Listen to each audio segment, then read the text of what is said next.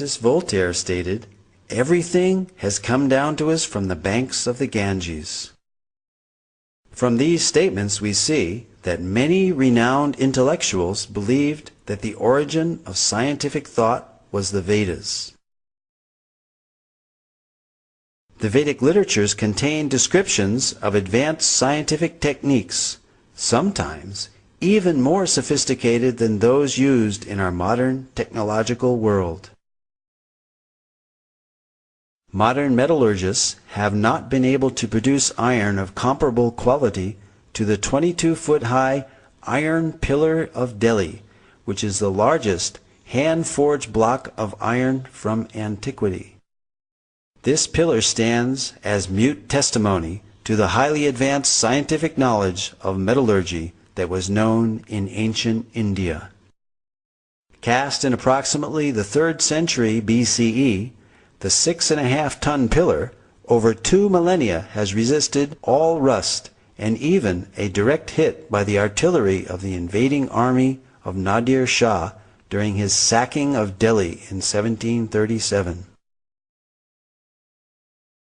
Vedic cosmology is yet another ancient Vedic science which can be confirmed by modern scientific findings, and this is acknowledged by well-known scientists and authors such as Carl Sagan and Count Maurice Maeterlinck, who recognized that the cosmology of the Vedas closely parallels modern scientific findings. Carl Sagan stated, "Vedic cosmology is the only one in which the time scales correspond to those of modern scientific cosmology."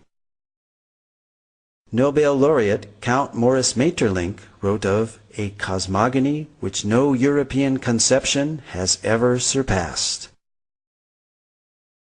French astronomer Jean-Claude Bailly corroborated the antiquity and accuracy of the Vedic astronomical measurements as more ancient than those of the Greeks or Egyptians, and that the movements of the stars calculated 4,500 years ago does not differ by a minute from the tables of today.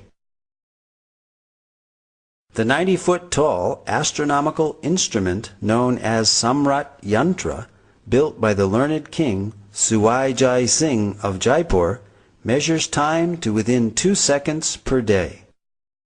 Cosmology and other scientific accomplishments of ancient India spread to other countries along with mercantile and cultural exchanges. There are almost 100 references in the Rig Veda alone to the ocean and maritime activity. This is confirmed by Indian historian R.C. Majumdar, who stated that the people of the Indus-Saraswat civilization engaged in trade with Suma and centers of culture in Western Asia and Crete.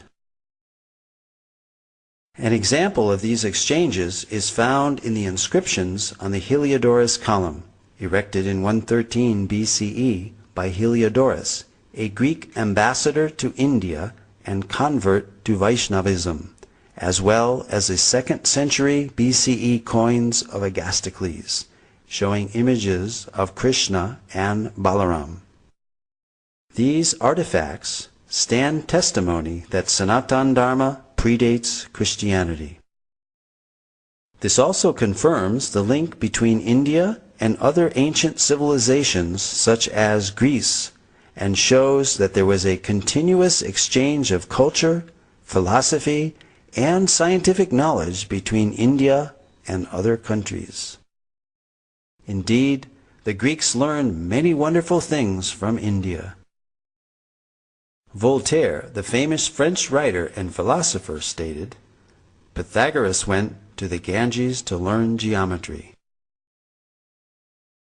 Abraham Seidenberg, author of the authoritative History of Mathematics, credits the Sulba Sutras as inspiring all mathematics of the ancient world, from Babylonia to Egypt to Greece.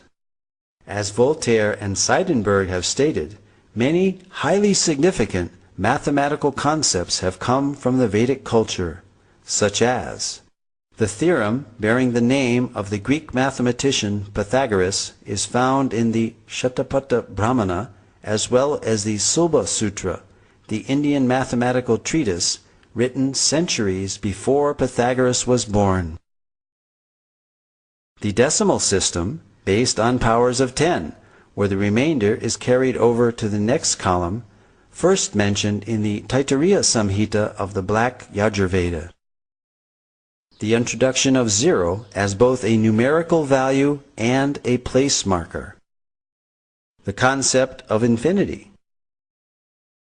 The binary number system, essential for computers, was used in Vedic verse meters. A hashing technique similar to that used by modern search algorithms such as